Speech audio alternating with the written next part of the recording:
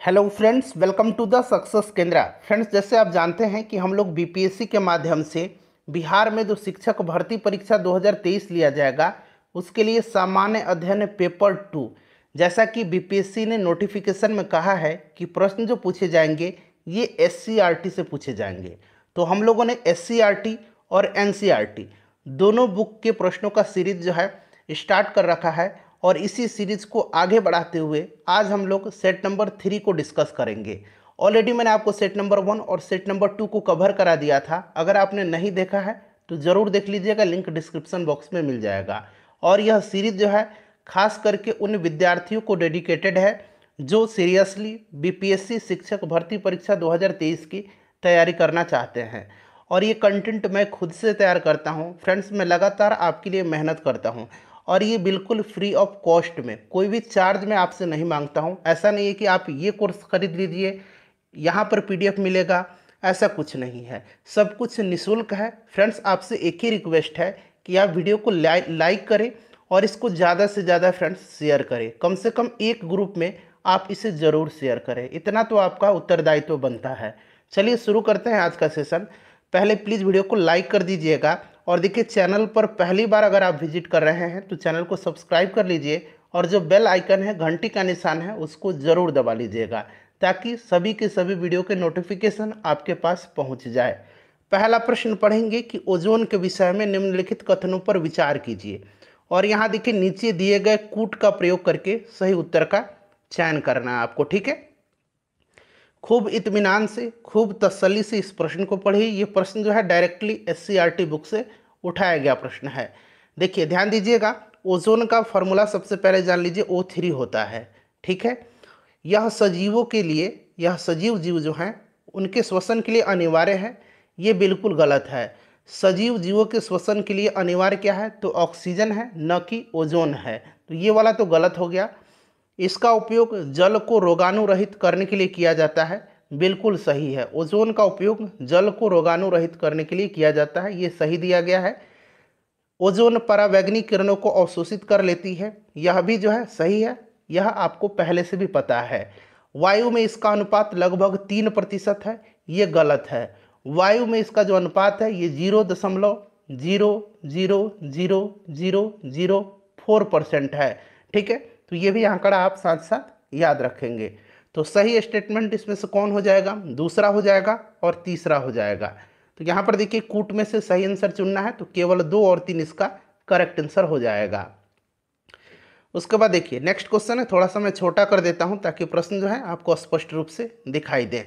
देखिए, cod liver तेल में विटामिन डी अधिक मात्रा में पाया जाता है। यह कॉड लिवर तेल निम्नलिखित में से किस जीव से प्राप्त किया जाता है? देखिए, आपको पता है कि विटामिन डी जो है यह मछली यकृत तेल में पाया जाता है प्रचुर मात्रा में, ठीक है। कॉड लिवर ऑयल यानी कि मछली इसका राइट आंसर हो जाएगा। अच्छा, विटामिन डी की अगर हम बात करें फ्रेंड्स, तो विटामिन डी का रासायनिक नाम क्या होता है? कैल्सीफेरॉल होता है। क्या होता है? यहाँ मैं लिख देता हूँ, कैल्सीफेरॉल होता है, ठीक है फ्रेंड्स, ध्यान रखेंगे। अच्छा, विटामिन डी का संश्लेषण सूर्य के प्रकाश में उपस्थित परावैंगनी किरणों के द्वारा त्वचा के कोलेस्ट्रॉल द्वारा होता है, इसको भी आप जरूर ध्यान रखेंगे। चलिए आगे बढ़ते हैं। नेक्स्ट क्वेश्चन है कि निम्नलिखित में से कौन सा रोग वायरस से यानी कि विषाणु से नहीं होता है? विषाणु से नहीं होता है कौन सा रोग बताइए? तो खसरा विषाणु से होता है। टाइफाइड विषाणु से नहीं होता है। टाइफाइड जो है यह जीवाणु से होता है। किससे होता है? जीवाणु से होता है। पोलियो भी वायरस से होता है, विषाणु से होता है। चिकन पॉक्स भी वायरस से होता है। तो पूछा गया वायरस से नहीं होता है तो टाइफाइड हो जाएगा। टाइफाइड जो है यह साल्मोनेला टाइफी नामक जीवाणु से होता है। किससे होता है? साल्मोनेला टाइफी नामक बैक्टीरिया यानी कि जीवाणु से होता है।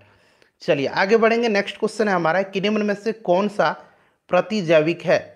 बताइए, इसमें से प्रतिजैविक कौन सा है, एंटीबायोटिक कौन सा है? देखिए, प्रतिजैविक के बारे में बात करें तो इसकी खोज जो है किसने किया था? अलेक्जेंडर फ्लेमिंग ने किया था, ठीक है, ध्यान रखेंगे। किसने किया था? अलेक्जेंडर फ्लेमिंग ने।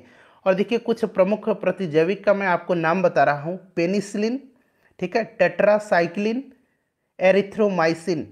एक बार मैं और रिपीट कर दूं, पेनिसिलिन, टेट्रासाइक्लिन, एरिथ्रोमाइसिन, ये जो है प्रमुख प्रतिजैविक है। यहाँ पर देखिए स्ट्रेप्टोमाइसिन भी प्रतिजैविक ही है। ठीक है। अच्छा, यहाँ पर देखिएगा 2,4-D दिया जाएगा। ये क्या है? तो यह जो है खरपतवार नाशी है। क्या है यह? खरपतवार नाशी है। तो इसको भी आप ध्यान रखेंगे, हो सकता है पूछ लिया जाए, क्योंकि यह SCERT के बुक में दिया गया है। चलिए, उसके बाद देखिए 1905 में लंदन में इंडिया होम रूल सोसाइटी की स्थापना किसने किया? फ्रेंड्स, आज हम बात करने वाले हैं बिहार प्राथमिक विद्यालय शिक्षक परीक्षा 2023 की बेस्ट बुक के बारे में, जो कि चक्षु प्रकाशन का है। यहाँ पर आप देख सकते हैं फ्रेंड्स, चक्षु BPSC बिहार शिक्षक बहाली प्राथमिक विद्यालय अध्यापक प्राइमरी स्कूल टीचर भर्ती परीक्षा 2023। यह कंप्लीट स्टडी गाइड है और यह पूरी तरह से आपका जो पाठ्यक्रम है, सिलेबस है, उस पर आधारित है और पूरा सिलेबस इस स्टडी गाइड में कवर किया गया है।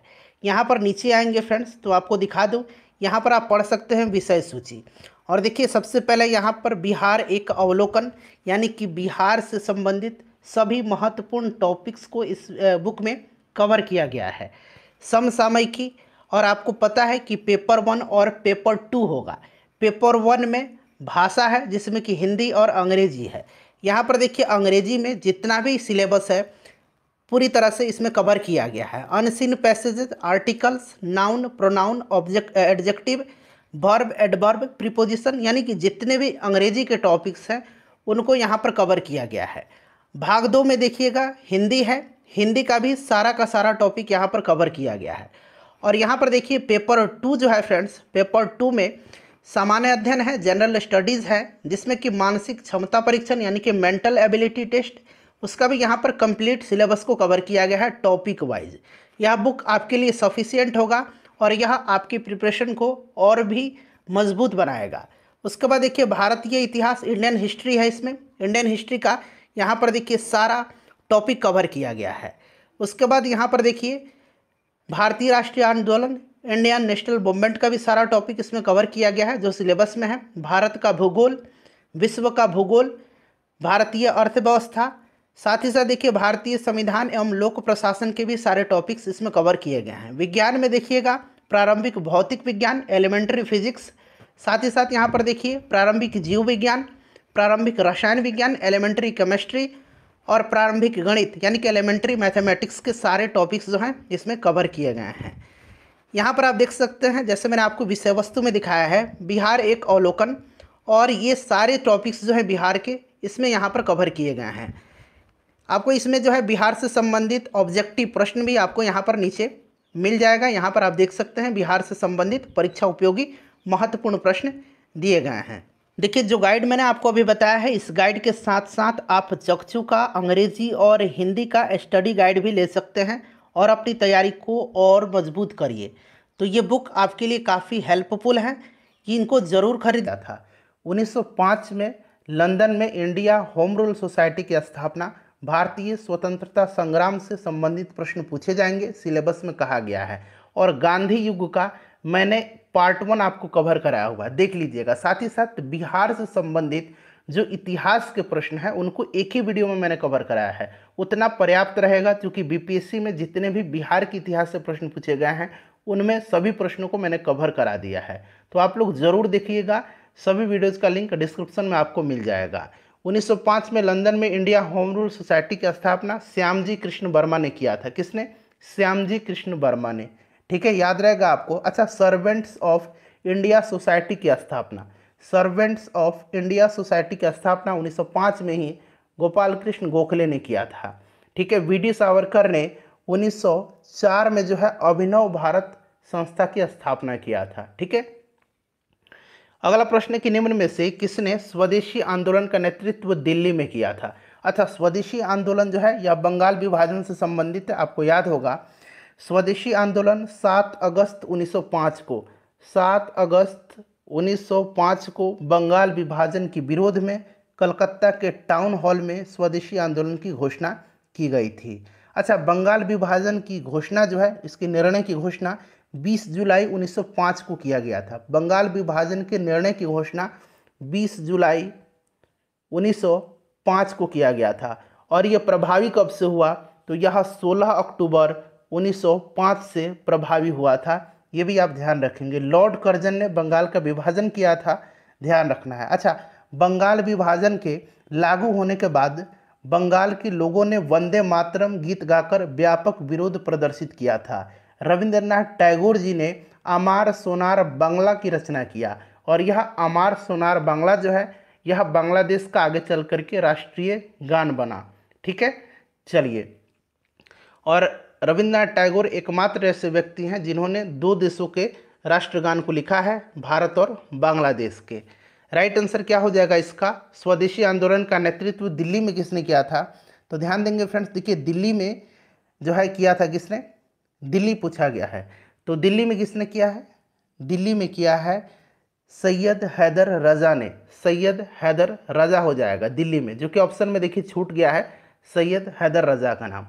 यहाँ पर जो है आप बना लीजिएगा मद्रास में। ठीक है, मद्रास में, दिल्ली की जगह याद रखना है। दिल्ली में मैंने बता दिया किसने किया है, सैयद हैदर राजा ने किया है।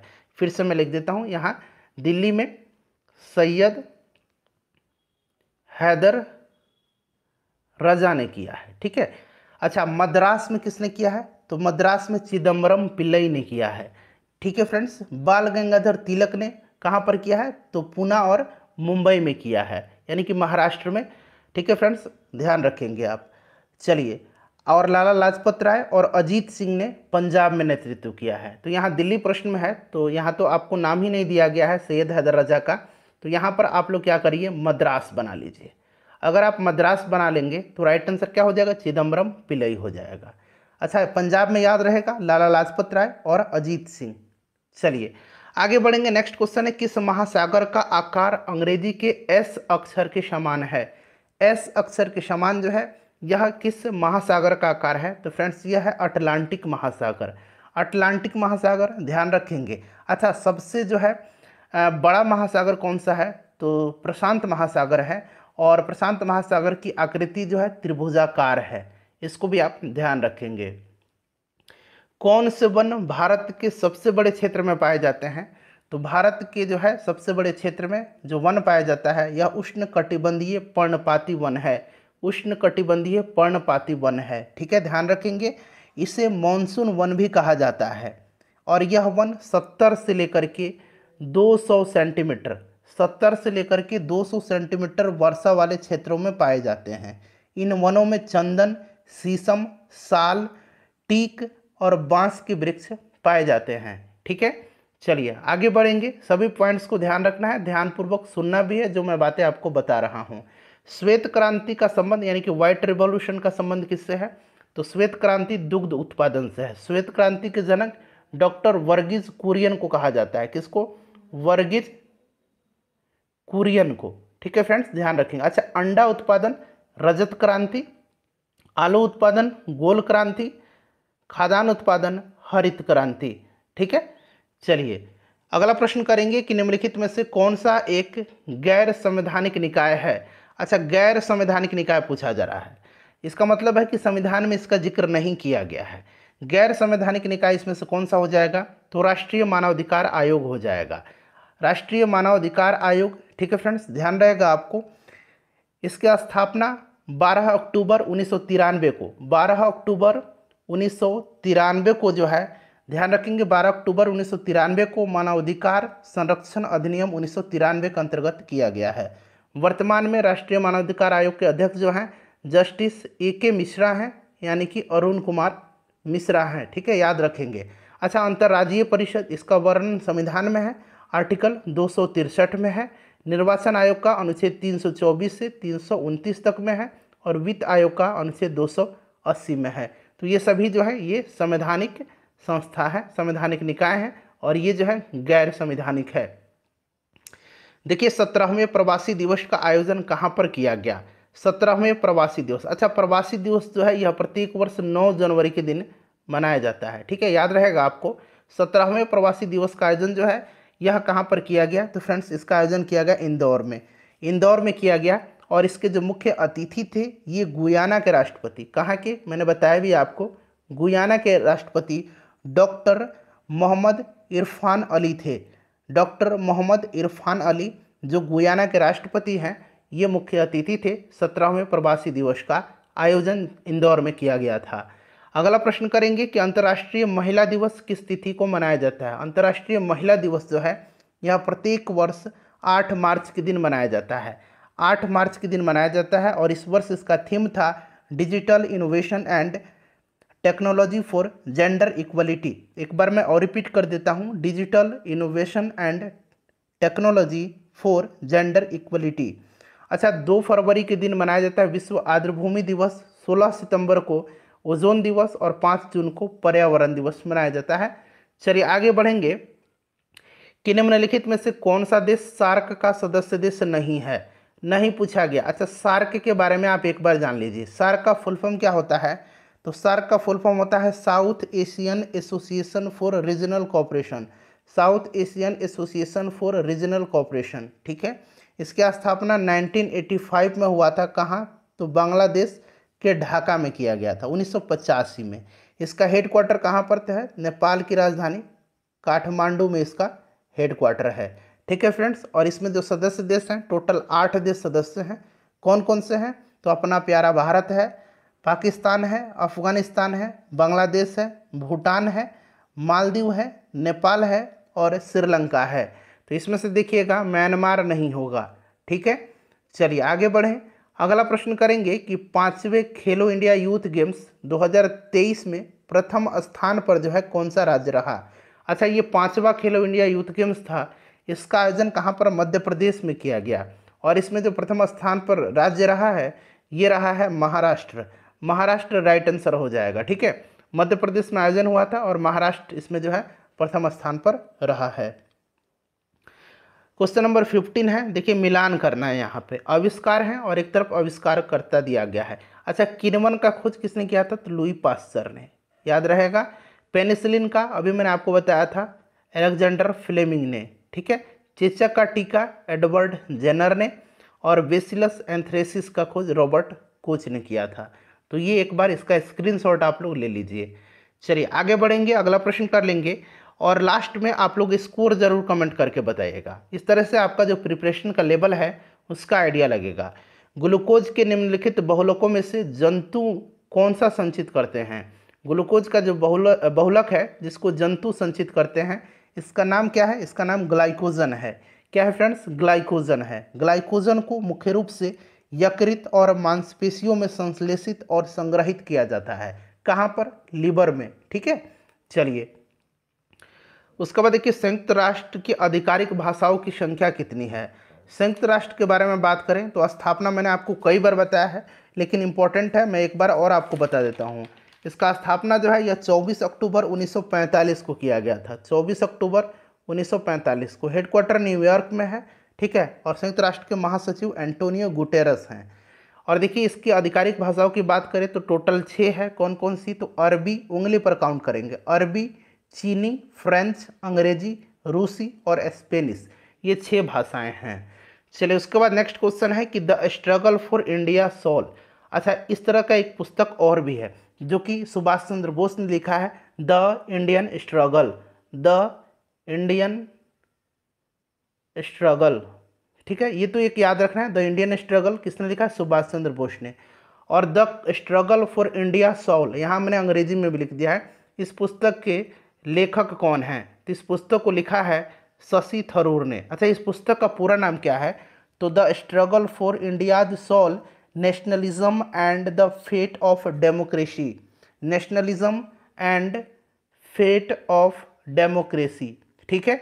चलिए अगला प्रश्न है कि पुस्तक शाहजहांनामा के लेखक कौन है?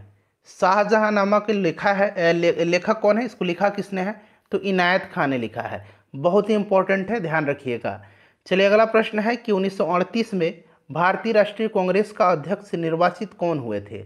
1938 में जो है भारतीय राष्ट्रीय कांग्रेस का अध्यक्ष पूछा गया है। 1938 में जो है यह अधिवेशन हरिपुरा में हुआ था। हरिपुरा में इसकी अध्यक्षता सुभाष चंद्र बोस जी ने किया था, ठीक है। अच्छा, 1939 में त्रिपुरी में हुआ था और इसकी भी अध्यक्षता किसने किया था? सुभाष चंद्र बोस जी ने ही किया था। सुभाष चंद्र बोस जी के इस्तीफे के बाद जो है डॉक्टर राजेंद्र प्रसाद भारतीय राष्ट्रीय कांग्रेस के अध्यक्ष बने थे। ये भी प्रश्न बनता है, ध्यान रखिएगा। चलिए उसके बाद देखिए आग बुझाने के परिधानों पर चढ़ी परत किससे बनी होती है? आग बुझाने के परिधानों पर जो परत जो होती है ये मेलामाइन की होती है। मेलामाइन राइट आंसर हो जाएगा। साइंस का मैक्सिमम प्रश्न जो है एससीईआरटी का ही है, ये भी प्रश्न एससीईआरटी का ही है। देखिए पिट्यूटरी ग्लैंड यानी कि पीयूष ग्रंथि की बात की जा रही है। पीयूष ग्रंथि से निकलने वाले हार्मोन को कौन सी ग्रंथि नियंत्रित करती है? पीयूष ग्रंथि, पिट्यूटरी ग्लैंड, इसको मास्टर ग्लैंड भी कहा जाता है। मास्टर ग्रंथि के नाम से किसको जाना जाता है? तो याद रखेंगे, मास्टर ग्रंथि के नाम से पीयूष ग्रंथि को जाना जाता है, पिट्यूटरी ग्लैंड को। और इससे निकलने वाले हार्मोन को कौन सी ग्रंथि नियंत्रित करती है? तो इसका नाम है हाइपोथैलेमस। हाइपोथैलेमस आपको याद होगा भूख, प्यास, ताप नियंत्रण करती है। ठीक है, चलिए उसके बाद अगला प्रश्न है हमारा कि विश्व मौसम विज्ञान संगठन का मुख्यालय कहाँ पर है? विश्व मौसम विज्ञान संगठन, इसका स्थापना 1950 में किया गया था और इसका हेडक्वार्टर जो है स्विट्जरलैंड के जेनेवा शहर में है। ठीक है, जेनेवा में है इसका हेडक्वार्टर, स्विट्जरलैंड के जेनेवा में, याद रखिएगा। चलिए उसके बाद नेक्स्ट क्वेश्चन हमारा कि डूरंड कप 2022 के विजेता, 2022 के लास्ट में यह टूर्नामेंट हुआ था। अच्छा, डूरंड कप किस खेल से संबंधित है? तो डूरंड कप जो है यह फुटबॉल से संबंधित है, क्लियर है। और 2022 का विजेता जो रहा था ये रहा था बेंगलुरु एफसी। बेंगलुरु एफसी ने, याद रखेंगे, फाइनल में मुंबई सिटी एफसी को हराया था। मुंबई सिटी एफसी को हराया था, बेंगलुरु विनर रहा था। उसके बाद देखिए विश्व पर्यावरण दिवस 2023 की थीम क्या है? अच्छा, विश्व पर्यावरण दिवस प्रत्येक वर्ष 5 जून के दिन मनाया जाता है और हर वर्ष इसका एक होस्ट कंट्री भी होता है। होस्ट कंट्री, जिसको कि आयोजक देश कह सकते हैं, एक होस्ट कंट्री भी होता है। और इस बार का जो होस्ट कंट्री रहा है विश्व पर्यावरण दिवस का, ये रहा है कोटे दी आइवर। यहाँ मैं लिखता हूँ कोटे डी आइवर। ठीक है, और इसका पुराना नाम आइवरी कोस्ट है, याद रखेंगे। कोटे द आइवर ही आपको देखने को मिलेगा, हो सकता है आइवरी कोस्ट भी दिया जाए, पुराना नाम इसका आइवरी कोस्ट है, जो कि पश्चिम अफ्रीका में स्थित एक देश है। यह इसका होस्ट कंट्री रहा है। 5 जून पर्यावरण दिवस 2023 की थीम जो है यह सॉल्यूशंस टू प्लास्टिक पॉल्यूशन है। Option number C right answer हो जाएगा। चलिए उसके बाद देखिएगा नेक्स्ट क्वेश्चन है कि विश्वामित्र द्वारा रचित, ध्यान से सुनिएगा, विश्वामित्र द्वारा रचित ऋग्वेद के किस मंडल में सूर्य देवता सावित्री को समर्पित प्रसिद्ध गायत्री मंत्र है? अच्छा, प्रश्न पूछा जाएगा कि गायत्री मंत्र को कहाँ से लिया गया है, तो आपको याद रखना है कहाँ से, ऋग्वेद से। ठीक है, इसके रचयिता कौन है? तो विश्वामित्र हैं। और किस मंडल में जो है ऋग्वेद के यह लिया गया है, किस मंडल से? तो फ्रेंड्स यह जो लिया गया है यह ऋग्वेद के 3रे मंडल से सूर्य देवता सावित्री को समर्पित प्रसिद्ध गायत्री मंत्र लिया गया है, 3रा मंडल हो जाएगा। अच्छा, 9वें मंडल में भी याद रखना है। देखिए फ्रेंड्स, 9वें मंडल में सोम देवता का उल्लेख है, सोम देवता का उल्लेख है। 10वें मंडल बहुत ही इंपॉर्टेंट है, 10वां मंडल में वर्णित पुरुष सूक्त है। क्या है? पुरुष सूक्त है, जिसका अनुसार 4 वर्ण का उल्लेख किया गया है, ब्राह्मण, क्षत्रिय, वैश्य और शूद्र। ठीक है, याद रहेगा। उसके बाद देखिए 8वां मंडल, 8वें मंडल में जो है जो हस्तलिखित ऋचाएँ हैं उनको खील कहा गया है। क्या कहा गया है? खील कहा गया है। तो ये सभी पॉइंट्स ध्यान रखेंगे। चलिए उसके बाद देखिएगा कि ऋग्वेद में उल्लेखित सभी नदियों में से कौन सी नदी सबसे महत्वपूर्ण और पवित्र मानी जाती है? अच्छा देखिए, ऋग्वेद में सर्वाधिक बार किस नदी का जो है इस्तेमाल हुआ है, जिक्र हुआ है? तो सर्वाधिक बार सिंधु का इस्तेमाल हुआ है। गंगा का जो है इस्तेमाल 1 बार हुआ है, जमुना का 2 बार हुआ है। और प्रश्न बन रहा है कि सबसे महत्वपूर्ण और पवित्र नदी जो थी ये सरस्वती नदी थी। ठीक है, बाकी भी पॉइंट्स आपको ध्यान रखना है जो मैंने अभी आपको बताया है। चलिए उसके बाद देखिए एंजिल जलप्रपात जो है यह किस देश में अवस्थित है? एंजिल जलप्रपात जो है फ्रेंड्स यह वेनेजुएला में है। कहाँ पर है? वेनेजुएला में है, बहुत ही इंपॉर्टेंट है, ध्यान रखेंगे। चलिए अच्छा, कोटोपैक्सी जो है, कोटोपैक्सी यह ज्वालामुखी पर्वत है, यह किस देश में है? प्रीवियस वाले सेट में मैंने कराया हुआ था और इसी ऑप्शन में से आपको आंसर बताना है। बताइएगा कोटोपैक्सी ज्वालामुखी पर्वत किस देश में है? चलिए उसके बाद देखिए ग्राम पंचायतों का संगठन भारतीय संविधान के किस अनुच्छेद में उल्लेखित है? ग्राम पंचायत का संगठन जो है यह अनुच्छेद 40 में है। अनुच्छेद 44 में समान नागरिक संहिता है। अनुच्छेद 48 में कृषि एवं पशुपालन का संगठन है। अनुच्छेद 50 में जो है कार्यपालिका से न्यायपालिका का पृथक्करण है। एक बार मैं और रिपीट कर दूं, अनुच्छेद 44 में समान नागरिक संहिता है, अनुच्छेद 48 में कृषि एवं पशुपालन का संगठन है, अनुच्छेद 50 में कार्यपालिका से न्यायपालिका का पृथक्करण है, ग्राम पंचायत का संगठन अनुच्छेद 40 में है। अगला प्रश्न करेंगे कि केंद्रीय औषधि अनुसंधान संस्थान कहाँ पर स्थित है। केंद्रीय औषधि अनुसंधान संस्थान जो है यह लखनऊ में है। केंद्रीय गन्ना अनुसंधान संस्थान जो है ये कहाँ पर है, तो कोयम्बटूर में है। भारतीय चीनी तकनीकी संस्थान जो है कानपुर में है। ठीक है, और ध्यान रखेंगे दिल्ली में भारतीय कृषि अनुसंधान संस्थान है। ठीक है, चलिए अगला प्रश्न कि पांड्य शासकों की राजधानी कहाँ थी। तो पांड्य शासकों की जो राजधानी थी ये मदुरई थी। ठीक है, मदुरई थी, याद रखेंगे। चलिए नेक्स्ट क्वेश्चन कर लेंगे। अगला प्रश्न है हमारा कि प्रसिद्ध त्यौहार ओणम किस राज्य में मनाया जाता है। एक ओणम है और एक पोंगल है। यहाँ पर कन्फ्यूजन होता है बहुत लोगों का। देखिए पोंगल, ठीक है, यहाँ पर देखिए गल आ रहा है शब्द। क्या शब्द आ रहा है, गल, यानी कि गल से गले मिलना, गल से गले मिलना, इस तरह से आप रिलेट करिएगा। गले मिलना यानी कि जब किसी से मिलते हैं तभी तो गल करते हैं, गले मिलते हैं, तो मिलना तमिल, मिल इसमें है। ठीक है, तो इस तरह से याद रखेंगे। पोंगल तमिलनाडु का है और ओणम जो है ये केरल का है। चलिए अगला प्रश्न करेंगे कि 1911 में, ध्यान से पढ़िएगा इस प्रश्न को, 1911 में दिल्ली दरबार में निम्न घोषणाएं हुई थी। 1911 में दिल्ली दरबार का आयोजन लॉर्ड हार्डिंग ने किया था। ठीक है, और इसमें बंगाल विभाजन को रद्द किया गया, सही है। बिहार एक अलग राज्य बना जिसमें उड़ीसा सम्मिलित था, ये भी सही दिया गया है। राजधानी को कलकत्ता से दिल्ली स्थानांतरित करने की घोषणा की गई और 1912 में फाइनली जो है दिल्ली राजधानी बना था। 1911 में ये घोषणा की गई थी। तो 1911 दिल्ली दरबार के ये सभी घोषणाएं हैं, तो उपरिक्त सभी इसका राइट आंसर हो जाएगा। ऑप्शन नंबर डी, उपरिक्त सभी। नेक्स्ट क्वेश्चन है कि निम्न में से कौन सा सही सुमेलित नहीं है। देखिए एक तरफ संविधान के भाग दिए गए हैं और उनमें भाग में कौन सा विषय है यह दिया गया है, और पूछा गया कौन सा सही सुमेलित नहीं है। भाग 15 में निर्वाचन है, बिल्कुल ये करेक्ट है। भाग 17 में राजभाषा है, ये भी सही है। भाग 18 में संविधान संशोधन, ये गलत है। भाग 18 में संविधान संशोधन नहीं है, भाग 18 में आपातकाल है। क्या है, आपातकाल है। और भाग जो संविधान संशोधन है यह भाग 20 में है। ठीक है, भाग 20 में संविधान संशोधन है। तो ऑप्शन नंबर सी गलत दिया गया है। भाग 14 में संघ एवं राज्यों के अधीन सेवाएं हैं, ये भी सही है। तो गलत पूछा गया तो ऑप्शन नंबर सी हो जाएगा। संविधान संशोधन भाग 18 में नहीं है, भाग 20 में है। भाग 18 में क्या है, आपातकाल है। क्या है, आपातकाल है। अनुच्छेद 352 से लेकर के 360 तक में। चलिए आगे बढ़ेंगे। अगला प्रश्न करेंगे कि निम्नलिखित में से, देखिए ये प्रश्न इंपॉर्टेंट है, निम्नलिखित में से किसने कहा कांग्रेस केवल सूक्ष्मदर्शी अल्पसंख्यक का प्रतिनिधि करती है। यह स्टेटमेंट किसका है जिसने कहा है कि कांग्रेस केवल सूक्ष्मदर्शी अल्पसंख्यक का प्रतिनिधित्व करती है। यह कथन जो है, यह कथन किसका है, तो यह है लॉर्ड डफरिन का। किसका है, लॉर्ड डफरिन का है। क्लियर, कांग्रेस अपने पतन की ओर लड़खड़ाती हुई जा रही है। यह कथन किसका है, कांग्रेस अपने पतन की ओर लड़खड़ाती हुई जा रही है, ये लॉर्ड कर्जन का स्टेटमेंट है।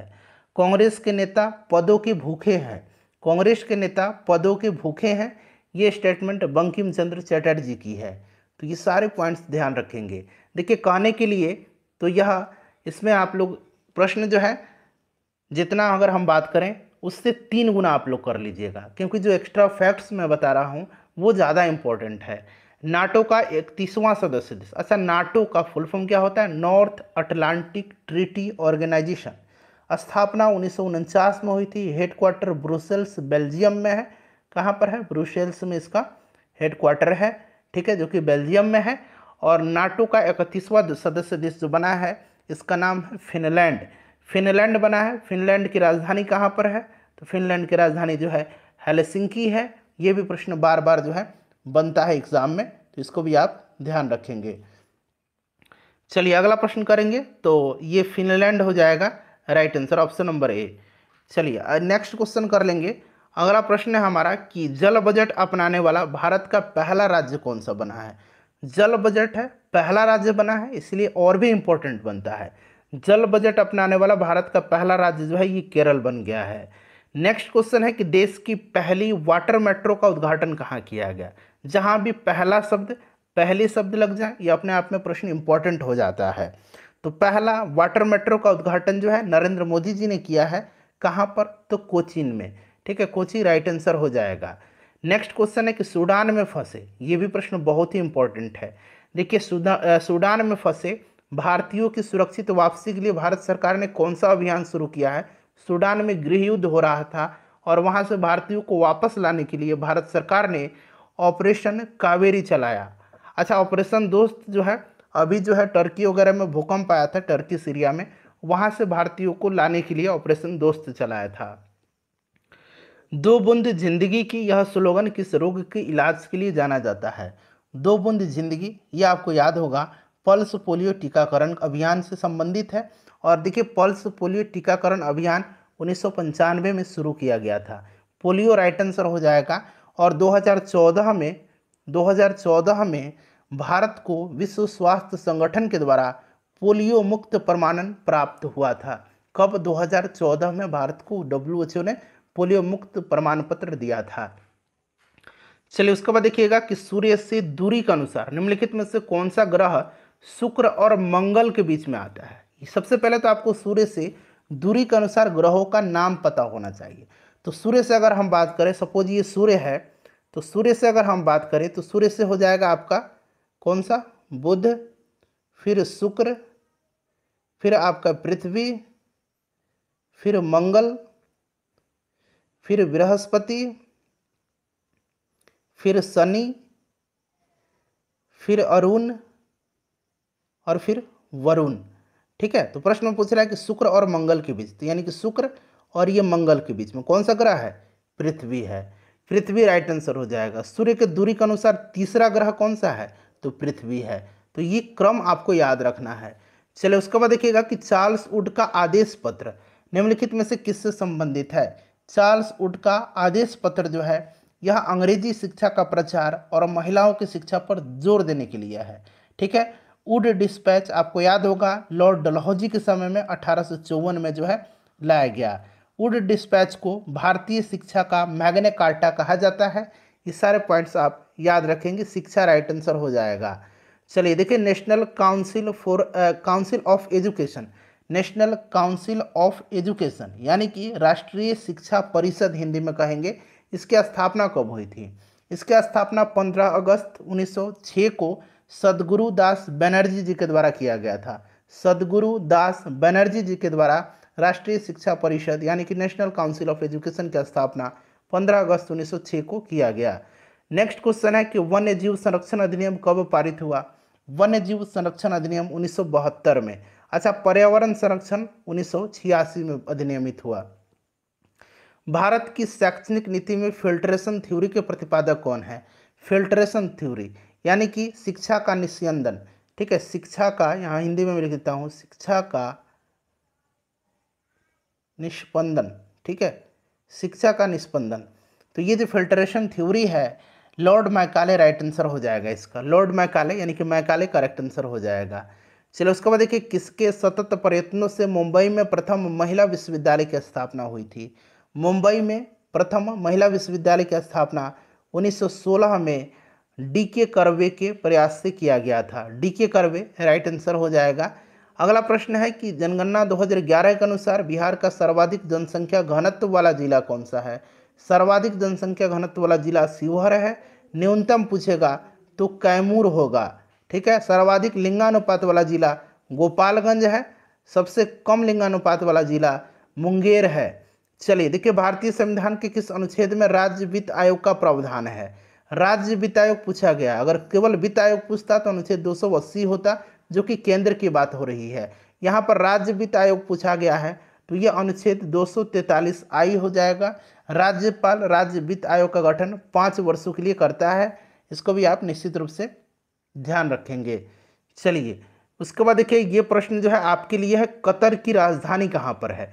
इसका आंसर आपको कमेंट करके बताना है। ठीक है फ्रेंड्स, और हम लोग 85 प्रश्न कवर करते हैं ताकि सेशन लंबा ना हो और आपको असुविधा ना हो।